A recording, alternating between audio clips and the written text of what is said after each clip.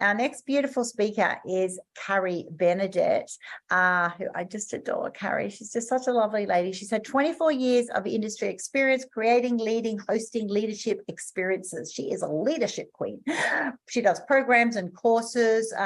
Not surprisingly, she's a global leadership coach, facilitator, keynote speaker. She's an education specialist. So she focuses on personal and professional growth mindset with aspiring and experienced leaders and teams in the education system.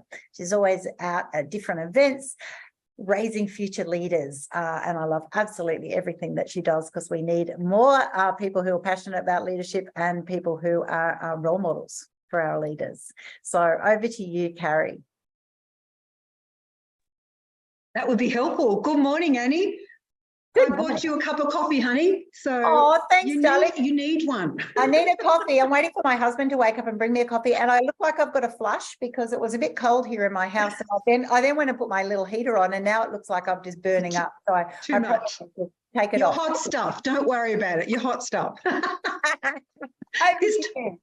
This time of the morning, look, I just love all the stories. So thank you, Olivia and Michelle and Q, every one of you, because stories really pique our curiosity. And I think when we're talking grit and grace, curiosity is one of those things that I think after I left a large organisation after such a long time, that's what the last few years have been like for me. It's the curiosity about others that I perhaps didn't have time for before, sort of on the edge, but I'm listening to adversity, all the challenges that we face in our day-to-day routines, as well as what we pursue, because we know we've got perhaps a little deficit somewhere. Not necessarily a deficit in a bad way, but we know that there's an area of development. So if we're in business for ourselves, if we're leading a team, if we're in a larger organisation, we're leading our families.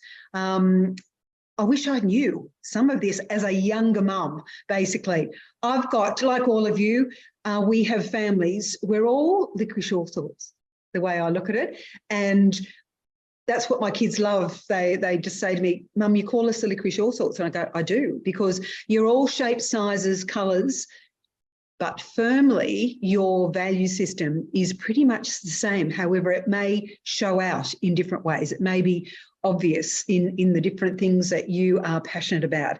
So Annie, like you and your family, we supercharge ourselves with those around us, the ones that we love, and then we double that supercharge by looking at surrounding ourselves with the people who we really want to connect with, we want to learn from, and we want to watch and ask the question, how did you learn to do that? So I think that's part of this notion of grit and grace.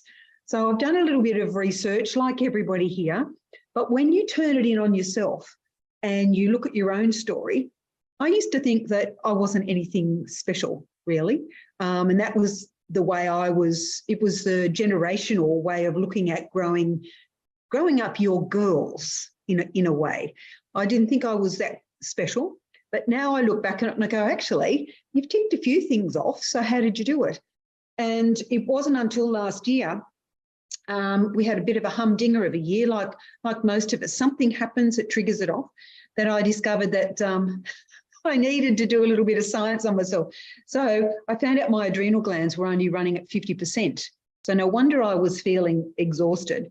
So I went and have had that looked at. I'm now feeling like I can punch out the world. But I also know that you've got to actually pace yourself. So that's what I wanted to talk a little bit about. So Annie, I would love you to be part of the conversation. How do you feel? Have you had... Oh, I'm always happy to be part of the conversation. Good. Kathy, I can see your beautiful face. So take your mute off and let's talk about some of the things. So I like this notion of 5, right? It's very easy to remember. We're magnificent. You look at your handprint. So just put your hand up to your face. Have a good look at your hand. Now, you probably can see it quite well. It's morning time here. So those of you who have got your head on the pillow, do the same thing if you've got some light there. But just have a look at this hand, this magnificent and unique fingerprint, handprint that you have. There's nobody like you. There's absolutely nobody like you. And when we look at it, we just go, yes, we can use our hand as a prompt. We can use it for breathing techniques. We can use it to say, there are 5 people I need to reach out to today. And I don't expect anything back, but I'm reaching out. So let's look at how I can actually use some grace within who I am and what I'm doing. We can trace this hand and use it as a tool to think about a relationship we want to improve. And we can actually look at what we know about a certain person, what we want them to be, how we can help them become more than they are now, and how we can continue to get some feedback on whether we're judging them or not. So it's this notion of giving to others and looking out beyond ourselves and not judging. We can look at using a notion of how to get out of bed, how to start something we don't want to do. You just do it. So counting back from 5, 5, 4, 3, 2, 1, go. So we're looking at also the last one, I'm just looking at my notes so I don't forget. We're also looking at how we high-five each other, what this notion of a high five is. So let's do it. Let's give ourselves a high five. Anyone on the screen, anyone listening, high five yourself. And you can do that so easily in the morning in the bathroom mirror. Don't worry about how your hair's looking, girls. You are precious and you're beautiful. So that's where I'm going to go with grace and grit. So there's lots of research that's abounding. Angela Duckworth is really well known. There's a whole lot of work being done on grace and grit. But you know yourself, if you turn it towards yourself, how have you learnt to be gracious whilst you need to be tenacious in all the challenges that we do? So, Kathy, give me an idea of something that you use to reflect on your balance of grace and grit. Have you got anything up your sleeve that you do daily? Well, I live my life in my business and it's completely focused on all of those things. So that's definitely one of those things. I think for myself, especially on the grace side, that's reminding myself, especially around receiving, and being able to kind of step back and do that gracefully. Because yes. I think that's part of receiving, is it has to be a graceful thing. You can't force receiving. You have to gently step back and receive. And I know I've always been a giver, giver, giver, doer, doer, doer. Yes. And so the grace side is the side that I hadn't really focused on a lot. So I think for me, that's a big one, is that I need to keep reminding myself and reflecting on how can I do this more gracefully and gently, and that flow that we've talked about. I think that's all those things that grace kind of plays into. Yeah, and that's a beautiful reminder, because as young women growing up, and especially any of our girls who are in middle leadership roles, there seems to be a time when they have a lot of grace and grit. However, it seems to stop in the middle leadership roles. And that's why I think one of the reasons we're not seeing a huge number of women in the top CEO roles of companies. There seems to be a block there. Now, what it is, I'm not quite sure, but all of us who work with others get to see what are some of the challenges and where we get pulled into different roles. And I know for myself, I've got 4 living assets, the licorice all sorts, and we've got a number of, we've got 7 little Australians at the moment, which is so lovely. And I'd like to do more of that, but they're in different stages of their life. So my role is actually very different. And I've had to work through that as well. Annie, over all those years, you'd understand that with all your wee people. When you get that call, can you do this today? How do you graciously say, I can do this much today? How can we move forward? But it's a bit like that when you get the phone call. So Annie, what about you? What is it, something that you do around the balancing this grit and grace and how you use it in your daily work? Oh, I think I'm nailing grit, to be honest. Like, I'm pretty gritty these days because I kind of just dig deep, focus on the long term, sort of do that. The grace is the big thing. And I know you all think I'm just so sweet and lovely, but it's really hard sometimes, right? And it's hard for all of us. But like, seriously, even this week, like this week, I got attacked a bit by a troll. And then it's kind of like when people then criticize you or you know, have to explain why you're doing what you're doing wrong and why it should be another way or whatever. And particularly when, you know, I'm a fairly public figure. So it's then, you know, trying to get that fine balance of being respectful, appreciating people have got different opinions, you know, being thankful that they reached out and said it, but then also then still being, you know, but not accepting, you know, just to be loving while choosing what to then bring into my space. I think that's probably my biggest challenge at the moment, so that I can then stay balanced. I can then go, like, just because, you know, feedback isn't always welcome. For feedback, there's opportunity for it, but it's kind of like sometimes like, yeah, that's an opinion. I'll just take it as a statement rather than a truth. It might be someone else's truth. So this is the interesting thing, that when you do more, you know, you grow your world, you know, and mine's quite diverse. I meet people all around the world. With that, then you'll get wonderful, amazing opportunities and connections, and you'll also get a lot of left field stuff as well. And so that's probably where I'm trying to focus on being more gracious, or just being really sensitive in my approach. And things frustrate me, or cause me a bit of offense, that you kind of go, oh, I don't want to be offended. It's actually a goal of mine to be unoffendable, because I just want to have that level of grace that you go, thank you for that. It's just not aligning with me at the moment, but I appreciate it. And I'm now going to move on. And you unfriend me. You should. Well done. I love that, because that is absolutely what we have to do to stay true to our own course. With grace and grit, we actually have to find the way to be compassionate and empathetic.